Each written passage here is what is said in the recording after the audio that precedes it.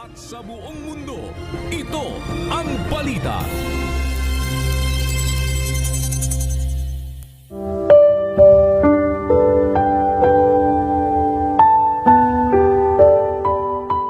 Mag-ingat kayo sa inyong sarili. Kung magkasala ang iyong kapatid, sawayin mo siya.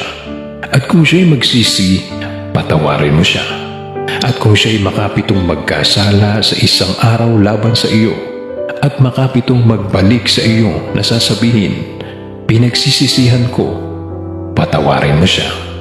Lucas 17:3-4.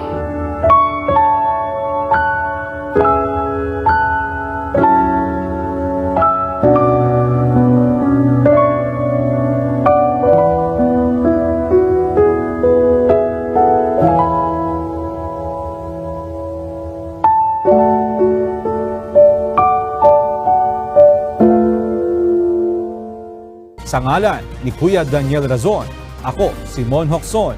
At dito sa UNTV, Diyos ang aming sandigan, serbisyo publiko, ang aming pinahalagahan. Magandang hapon.